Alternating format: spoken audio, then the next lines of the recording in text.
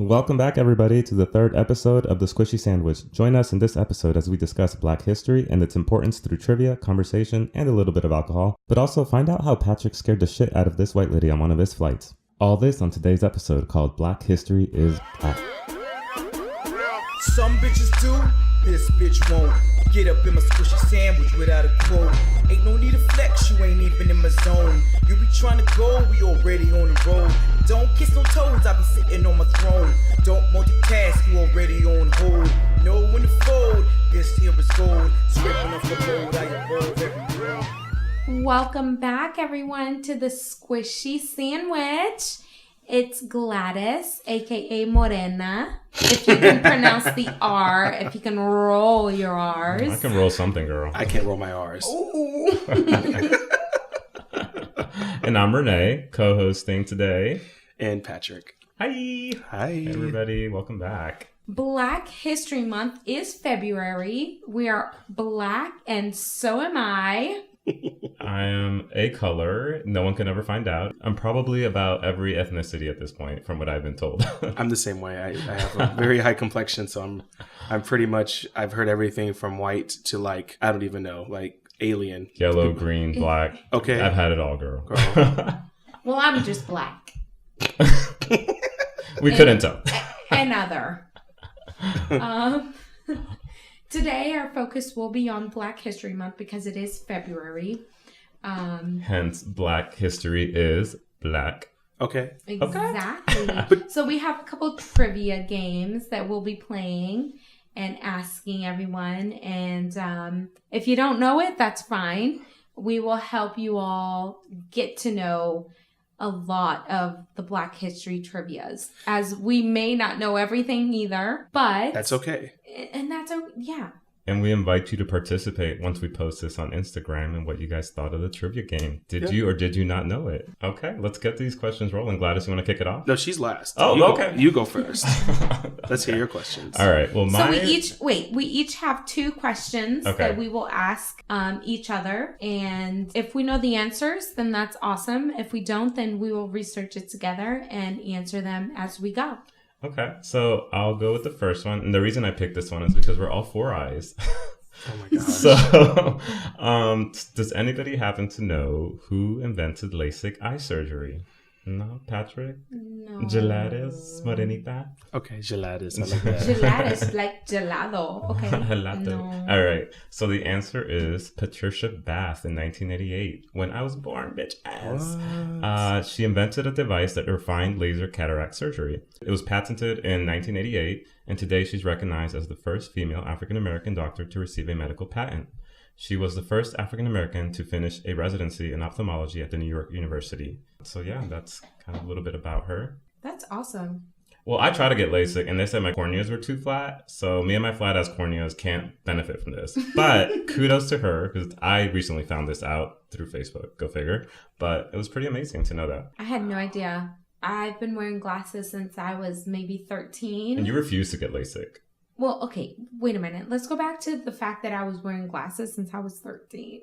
Oh, wow. And my parents didn't really realize that I needed glasses. When I first came to them and I said, hey, I did tell them that I couldn't see, and they did not understand what that meant because everyone in my family, they had great eye health other than myself.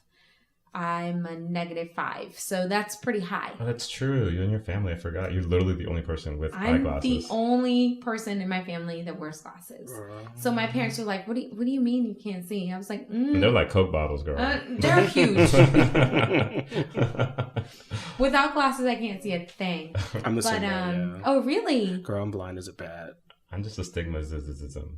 I have that too. So why have I never seen you with glasses? Should we be concerned? Because I wear contacts. I see. They're literally like quarter-size contacts. Literally, they're just okay. as thick. They're like windshield strength. They're That's how thick they are. It's ridiculous. But you should always have backup pair of glasses. Girl, I have like 3 pairs of glasses. Oh, okay. I never seen you in glasses. Girl, because I always have my contacts on. I see. Well, at night, if you hear you hear me bumping into see. something, that's me.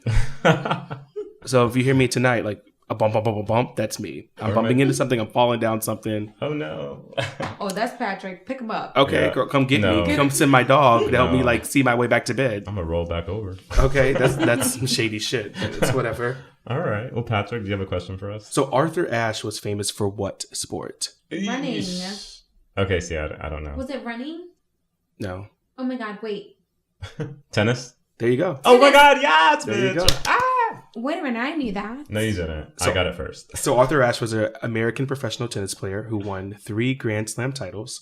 He was the first black player selected to the U.S. Davis Cup team, the only black man to ever win the singles title at Wimbledon, the U.S. Open, and the Australian Open. And he did retire in 1980. Didn't he have cancer? No, he Testicle actually was cancers? contracted HIV from a blood transfusion he Whoa, received I remember during learning a heart about this. bypass surgery. And he publicly announced that illness in 92 in April. And he really began a lot of advocacy work working to educate others about HIV and AIDS. And he founded the Arthur Ashe Foundation. However, he did pass away from AIDS-related pneumonia at 49 in 1993. But he was posthumously awarded the Presidential Medal of Freedom by Bill Clinton in 93. Wow. Yeah. I feel like I knew that at some point. Well, you've heard of the and foundation because I think I've heard of the foundation before. Like, it sounds very familiar to me. Yeah. Okay. Tennis, y'all. Tennis. All right, Serena, what you got? Serena. I actually did want to play tennis at some point growing up. I remember that, actually. Do you really? Yeah, I remember you talking about that. Yeah, and then it didn't. kick Y'all, we off. go back, like, middle school back. Girl, it's a lifetime sport, though. Yeah. So my trivia, Charles Drew is responsible for what? The blood bank, plastic surgery, or for inventing the refrigerator? I have no idea. Plastic surgery.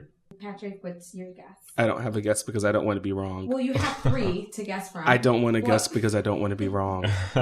He is responsible for the blood bank. And I actually had to do a report back in high school about Charles Drew. What's really interesting is that Charles Drew's daughter wrote a letter back to me.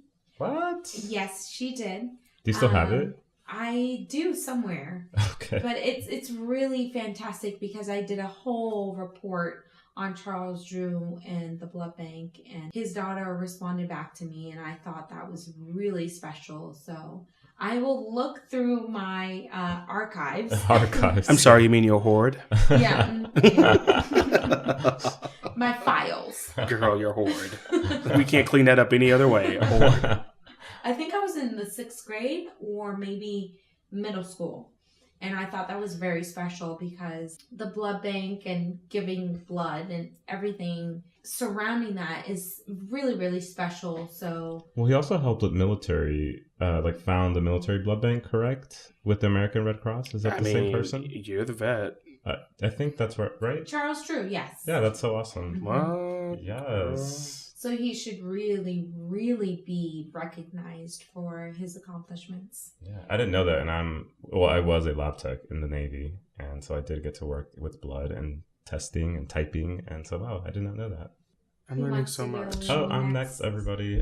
This one's kind of hits close to me, not because I'm a beautiful black woman, but Okay, Rachel Dalzell. I'm like a gazelle, y'all. I swear, I love running. Oh my gosh, I cannot. I love patty cakes, if y'all didn't know, but That's sorry for for another later time. So, who was the first black female to win a marathon? Ooh, that's a good one. Yes. Tell us. Harriet Tubman. What? Okay, well, no. that was a lifelong marathon, girl. That was a lifelong. She did. Wait a minute. She did. She did run the Marine Corps Marathon. And I beat Oprah's time by 1 minute. Okay. Girl, I did. We did. barely beat that time, but that was because of me. Yeah. Wait, I need Oprah to come on the show and tell us about her marathon. What was your time? It was just under her time. It was like 4:20, I think. Yeah. Yeah, we got 4:20. Oprah, what was your time? Tell us. 4:23. Write us in Yeah. the comments, Oprah. Okay. All right. So the answer is Fatuma Roba. If I'm pronouncing that wrong, I'm sorry. Born in December 18th, 1973. She was an Ethiopian long-distance runner, best known for her the first African woman to win a gold medal in the women's Olympic marathon race at the Atlanta 1996 Summer Olympics, and for winning 3 successive Boston marathons in a row. Damn. Africa in the house. Yes. Hey. So if you guys didn't know, I've done 5 marathons now, a couple with Patrick. Bitch, I did 2, and I was ready to retire after the second one. Yeah, 5 did me in. Which one was I in? The first or second one? That was the Marine Corps. That was the first. Yeah. That was the Marine Corps. Gladys You was cheering guys us were on. so fantastic. Girl, what are you And- talking about? After I hit the finish line, I was like, medic! Yes. I was in the tent, girl. I was Our done. friend Theo was with us, and he literally collapsed on my captain's arms. In his arms. Was that on purpose, though? No, like he literally collapsed because he didn't train, remember? Exactly. He ran, like, he passed us. Like, we were running down, like, one half of the course, and he was coming back up the other. Like, Yeah. And it was, like, another, like, 20 minutes before we caught up with him. He did not train at all, but literally collapsed in my captain's arms as soon as he finished the race. Because for us in the Navy, if we work at Quantico for the Marine Corps Marathon, we provide medical support. At which point I was like, I'm not going to sit around for 12 hours waiting for these runners to come through and pass out, like, in my tent. So I decided, you know what? I'm going to run for 4 hours. And so, it was a really good experience. Yeah, we did it for a good cause, too. Yeah, it was, we raised money for... Grassroots project. Grassroots. It was a Grassroots, local I've heard HIV of foundation. Yeah. I've So heard they of educate about STDs and HIV with local youth. Yeah, And through sports. Yes. And then they team them up with college athletes and teach them about sports and teamwork. Thank you, Tyler, for all the great work Yes, that you Tyler. Hey. What's interesting is that I was there with David's mom. We did not know all that happened. What? That Patrick had to be rescued. Why would I just And I just et cetera, et called for a cetera. medic and I made my Yeah. way, but I mean, you know. We did not know. All we were doing was like, yes! And, oh my gosh, good job! And we were rooting and at everyone that passed by. And at the end, we saw Patrick and David like going through the finish line. Yeah. So we had no idea that you almost didn't make it. Girl, smoke and mirrors.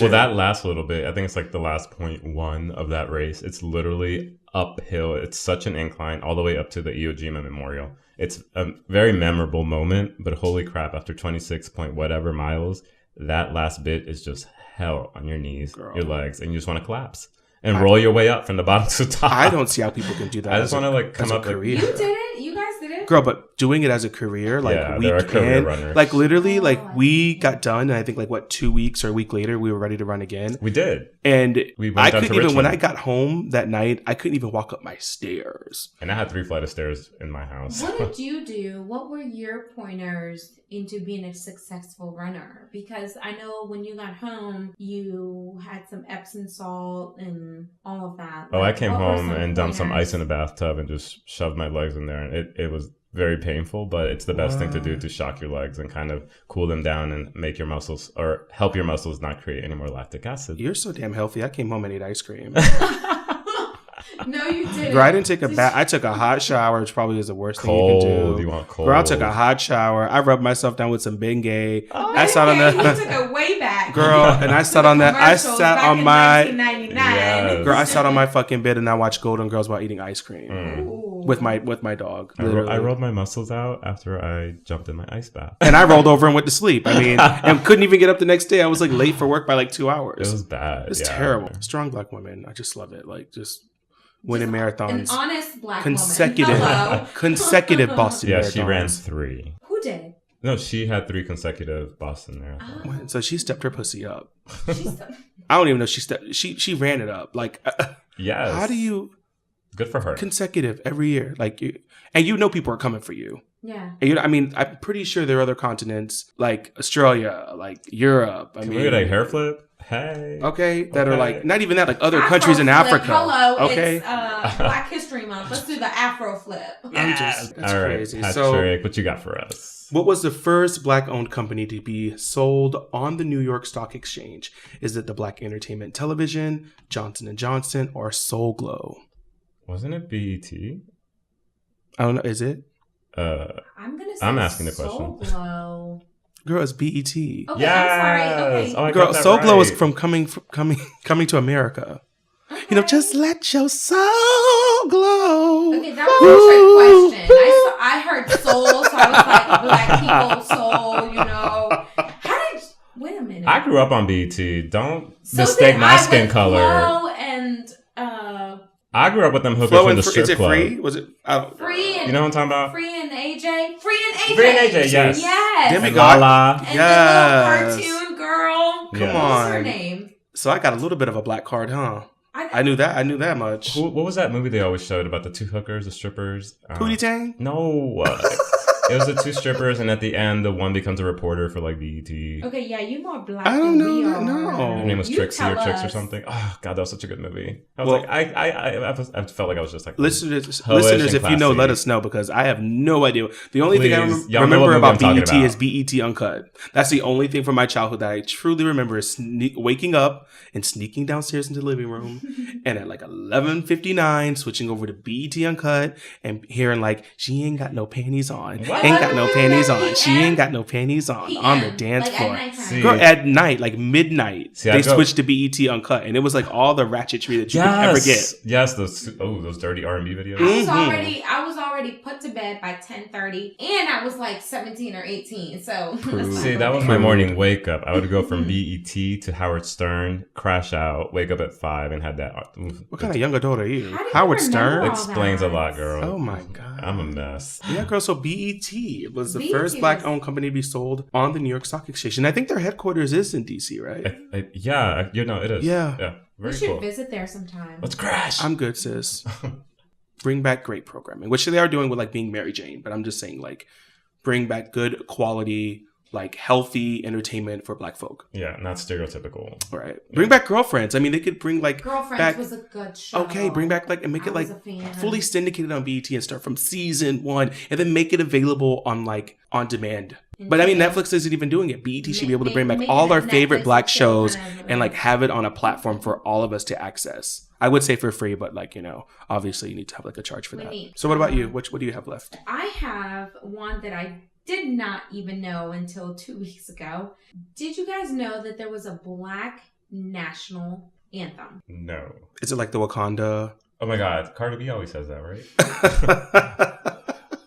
Wakanda forever. Okay, like is it something like that or No. okay? There's an actual black national anthem. Take back my and black card at this point. I had to take it back. It was gone until 2 weeks ago. when Wait, oh, that's we were at home, right.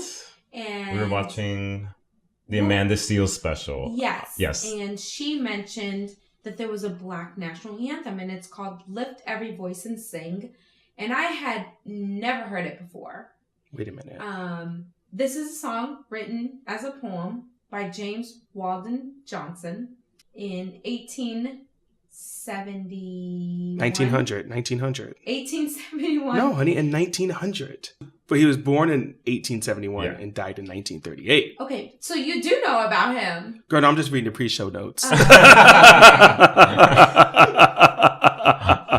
I'm cheating right now. It was set to music by his brother, John Ramazan. Okay. Yeah, Rosamond, I think. Rosamund Johnson, yeah. Rosamond Johnson. So like 5 years later. That was such an interesting moment because I think we were both in shock, and like everybody in the crowd in the show started standing up, and Gladys was like, "Should I stand up?" They all sang it, right? So, Yeah. okay, so we were talking about this like before we started filming, and like you were playing the song, and I was Yeah. like, I know this song. I was like, I know this song. Like, Mhm. and it's funny because we sing it in our church. Ah. And the thing is, like, I just never, like, even when I've gone to, like, black events, like, at some point, like, everybody will just break out into song with these lyrics. And it's just, like, I just never assumed that it was, like, a black national anthem. I just always thought it was, like, a very uplifting and affirmative song for black people.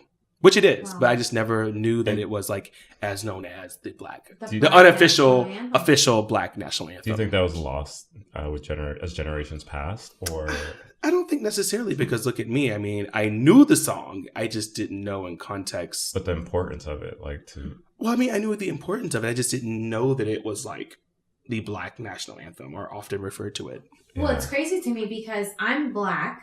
I'm Portuguese Angolan.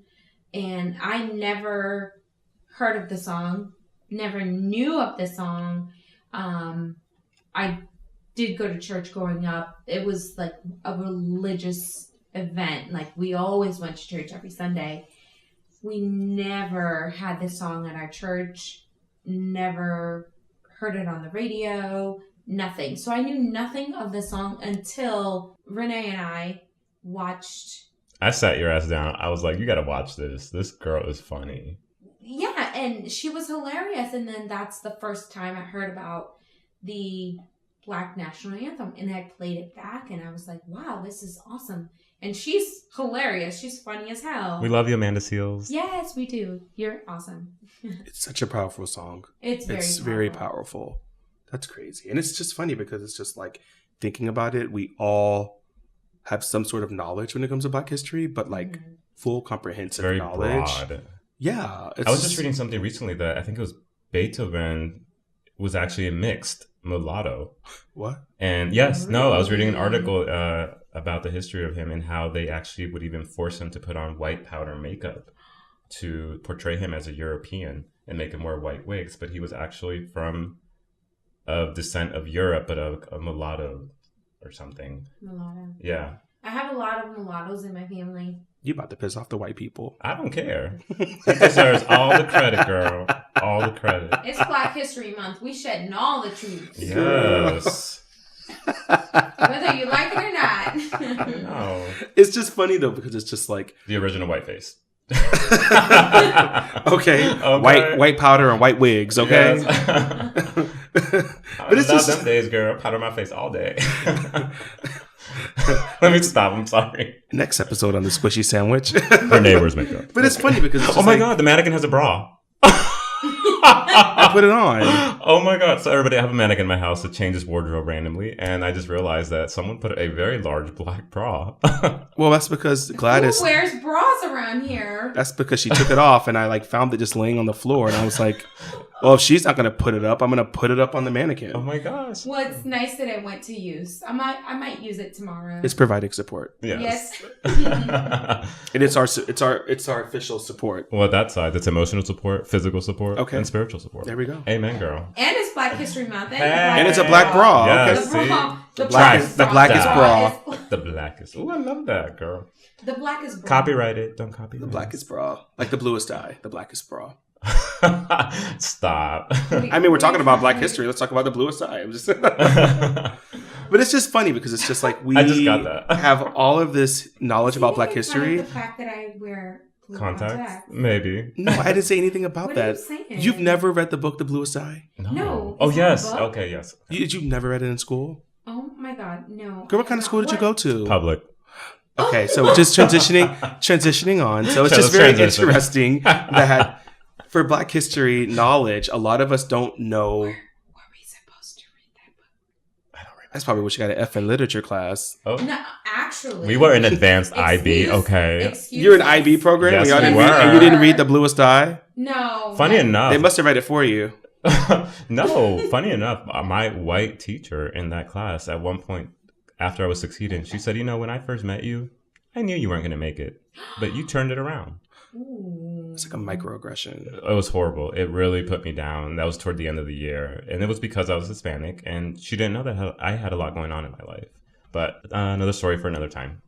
For today, we're going to talk about that moment. Oh, we are? Oh, that's right. Yeah. Okay. Yeah, because we were talking about race and And issues that how impact everything- Black folk. everybody's- Or And it's everybody. interesting because it's like, interracial misconceptions, right? and I think also like this is why like institutions like the National Museum of African American History and Culture is critical to the preservation of our history. I mean, I think when you think about it, Black folk our Africans were brought over forcefully to the colonies as well as to the Caribbean and were forced into slavery. And basically we were forced to basically wipe away all of our spiritual and cultural belief, our ideologies. And we were basically, I hate to say whitewashed, but essentially kind of we were basically thrown into a society where white is right. And I think that throughout that time, we've lost a lot of our culture and we've lost a lot of our pride. You didn't lose it, girl. It was stolen. Girl, well,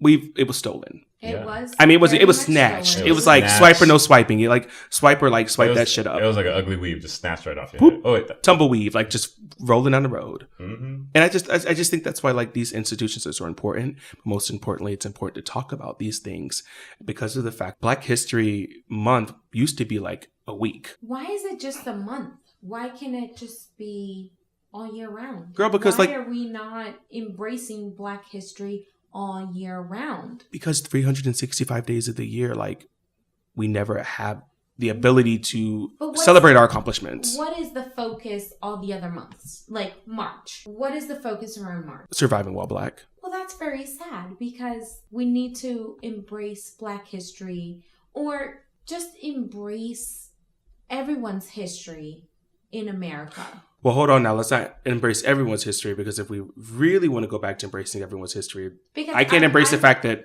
I'm talking about like Mexican Americans or Puerto Rican Americans or Cuban Americans, everyone in the United States that did not originate from here, they should all be embraced. Everyone should have their own month or a time to embrace their own culture. But girl, they do.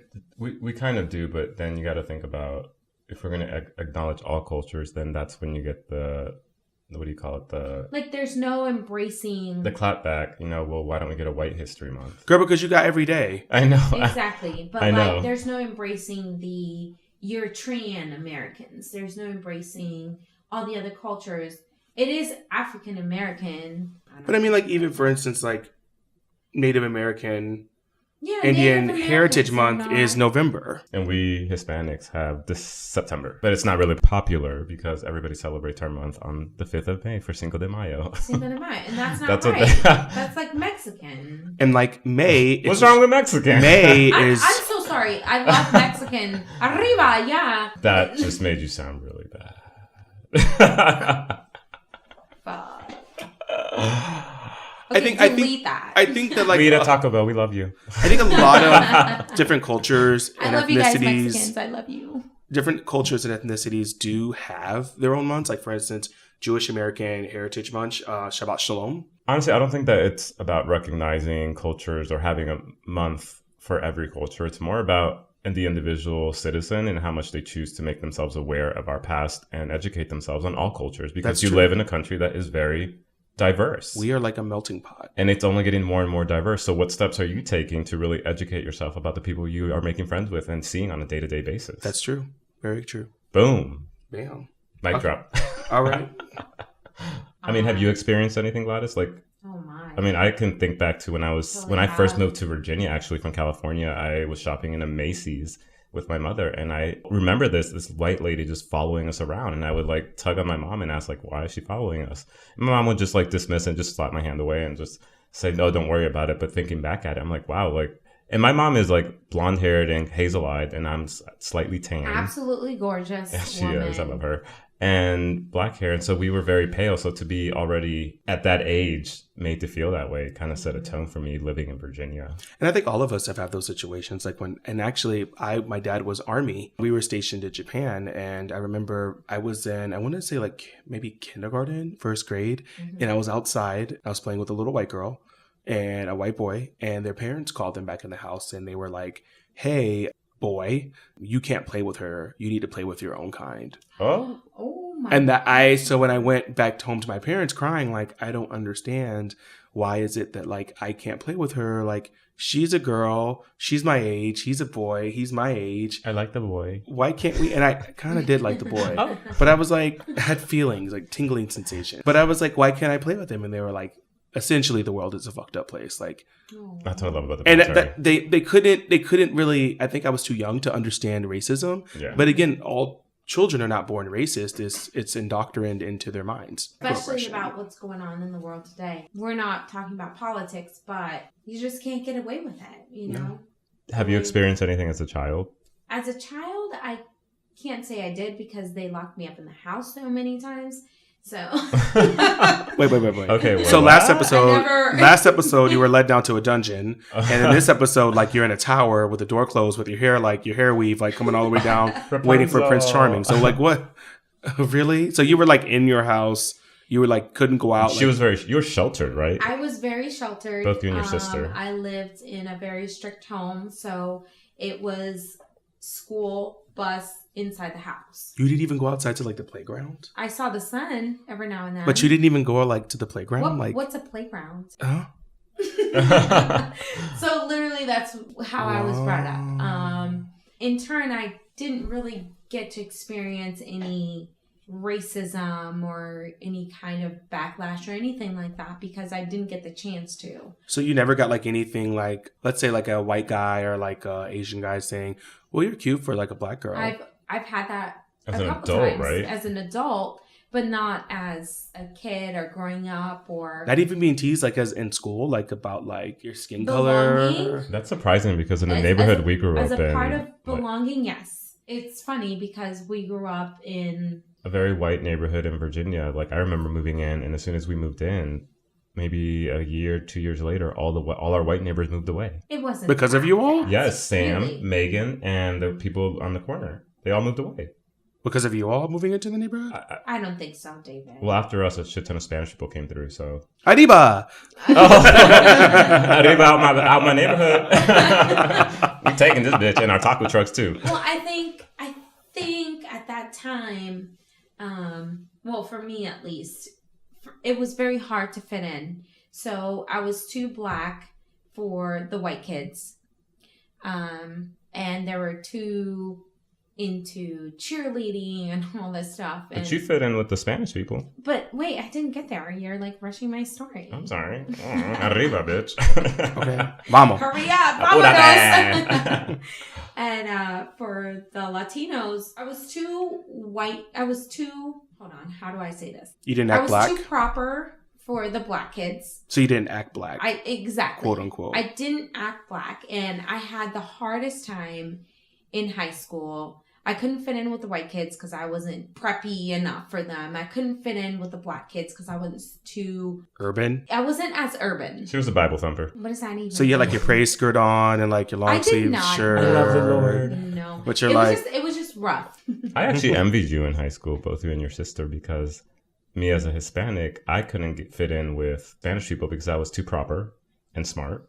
I couldn't fit in with the white people because I just wasn't too preppy. I wasn't preppy enough. And they had like the skater girl and the skater boy crew. And then it wasn't until I actually dropped out and went to an all-black school in DC where I kind of found my niche, and black people kind of just took me in, and I learned and kind of became, I don't know, I felt loved. The hot mess that you are today. Oh, I actually did the same thing as Renee a couple years later. And that was the best thing that I've ever done because that high school and that environment was not for me because I just couldn't fit in. The Latino population, they did take me in because I spoke the language. I spoke Spanish and it just came natural because Portuguese is my first language. So I didn't know where to fit in. Right. And the Latino population took me in because Portuguese came natural and that was my first language. And then Spanish, I picked it up. Yeah. So that was my crew, but because I was with the Latino population, they automatically assumed that I was part of the gang. Yeah. And it was crazy because I grew up in a super strict home. Like, how the hell am I a super strict girl and I'm a part of a gang? It didn't make sense.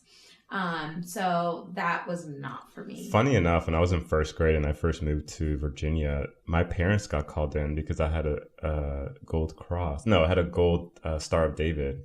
And in Virginia, apparently that was some gang-related symbol. So they called them in to find out if I was gang-related. Virginia's always thinking someone's is a part of a gang. I know. They I'm need like, to stop. I was That's 6. not right. 6, and you're going to call my parents in to ask if I'm gang-related because I have a star. My mom named me. My middle name is David. So she named me after the Star of David. You should hit someone in the shin. They asked me if I could throw up gang signs. Shabbat Shalom. I threw crayons at them.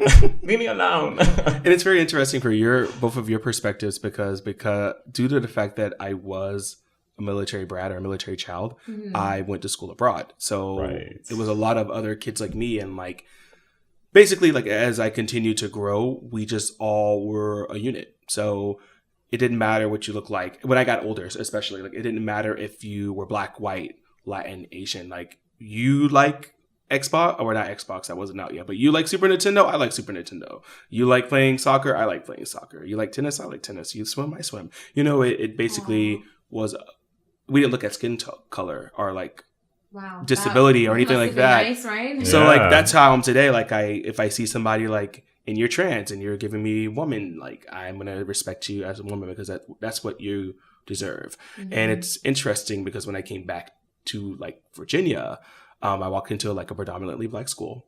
And I was just like, hi, good morning, everyone. My name is Patrick. It's nice to meet you. Super nice. They're like, you must not be from here. And someone was like, sit your black ass down. And I was like, no. Oh! And I really struggled, like, basically, I really struggled in that type of environment. Yeah. And because I guess throughout the time, I was cultured enough to be able to work and be able to assimilate myself into the different groups within high school settings. And it's interesting. And I just feel like also like we face so many microaggressions, and quickly microaggressions is a term used for brief and commonplace daily verbal, behavioral, or environmental indignities, whether intentional or unintentional. And I think we get the mix of that every single day. And I think from little things like when I'm working a flight and you have like someone who is white come to the back of the plane and they brought the cheapest fucking tickets, and they basically are like, oh, looks like we're sitting in the back of the bus today. And I just really want to be like, oh my God, Rosa Parks would be so fucking proud.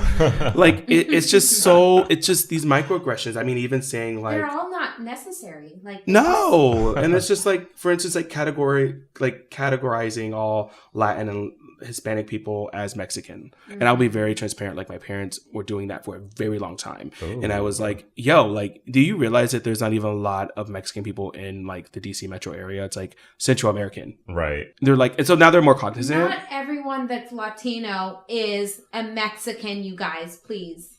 It's so fucking frustrating. Like, it's wrong. It's wrong. Even things like, oh, that. You're cute for a Black girl. Well, if I wasn't Black, If I wasn't Black, I wouldn't be cute. Like, excuse me. Like, that's one thing that does grind my nerves. It's happened to me a couple of times. And, you know, I was just like, oh, okay, thanks. I wish I'd been called Hispanic or Mexican. I've gotten white, Greek, Filipino, Chinese, Russian. Didn't someone say, are you Black? So I was working at a retail store, and it was a customer. And she asked me very quaintly, what ethnicity are you? And I told her, and she was like, oh, that's surprising. And I said, why? What did you think I was? Well, I thought you were Black. And I was like, well, why would you think that? She said, you have really big lips. And I looked back at my girl, Brittany, who is Black, because she was in the counter right behind me. And we just gave each other the death stare. And I had to turn around and smile and say, well, you have a great day, ma'am. But it's just so rude. Colorado, y'all. Mm-mm. It's funny because I was working a flight from Salt Lake City, and I was like going through, and I was trying to get the attention of a white lady. So I came down to her eye level and I was like, hi, may I offer you a beverage? And she looked and she was like, ah! And I was like, and I kind of stood back and I was like, first time meeting a Black person. Hi, my name is Patrick. Nice to meet you. Oh my goodness. And everybody around just busted out laughing. She was so embarrassed. She screamed like, was she scared? Bloody Mary. Yeah, I scared the hell out of her apparently, but I didn't look crazy. Polite, so I was very polite. I didn't like rush into her face. I like slowly came down to her eye level and was like, may I offer something to drink for you? And I guess like I scared the shit out of her. I think she shit her pants. And it was just. What was her response? She was embarrassed after the fact. Oh Lord. Of course she would be embarrassed because you like yelled at a Black person and like everybody was looking like, what the hell? So like for me, naturally, I was just like, first time meeting a Black person, nice to meet you. Obviously, you're coming from Utah. I mean, when I was there and I was like single and I was dating guys, I dated like one of the only 3 people in Salt Lake City. So I mean, that are gay. No, actually, he was like, I'm one of the only Black people here. And I'm like, how many are you? He's like 10. I'm like, oh. Are you serious? He's like, dead ass. It's it's like all white people. All white people. Wow. So you're super light skinned. So what about if I went on like, she'd probably like pass out. I don't even think she'd board the flight. It's just interesting. I think that's why we need to continue to have days like Black History Month, because we need to continue to empower ourselves and continue to achieve and prosper and learn. There are a lot of things, and I'm saying this and I'm just being completely honest. There are a lot of trivias that I don't know as a Black woman. And there's not too many people out there that will say they aren't 100% aware of the Black trivias out there. Well, this is why Black History Month is so important, because as transparency grows in our society and our governments, we start to find out a lot more and a lot that was hidden in our history books. Yeah. And so as time progresses, every month it's like, oh, this person was Black. This person was Black. This happened because of a Black person. and they invented it, and it's not brought forth. And now it is. That's not okay. So it makes it something to look forward to now every month, because it's just so much more that we are learning every single year. I mean, think about it. Even Henrietta Lacks, who was an African-American woman whose cancer cells were the source of that was such a good documentary. Cell line. Yeah, the first immortalized cell line. And one of the most important cell lines in medical research. And that was a Black woman. Black woman. It was stolen and from it was her. stolen. And no one really figured out until years later. Yes. So now that we are Watch it if you haven't seen that documentary. It's amazing. Yeah. Now that we are aware that there is so much knowledge about African American and not knowing a lot about our history, what is it that we can do to get better acquainted with our Black history and our background?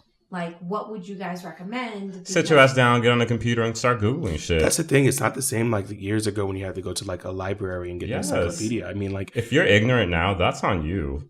No shade, Gladys, but people need to put down their Snapchat and open up like Google and like get these facts and information. Because I feel like learning more about what your ancestors and people before you have done will inspire you to be the next person that's immortalized and talked about during Black History Month, or just in general. In our generation, we really need to accept the fact that history was whitewashed for us growing up.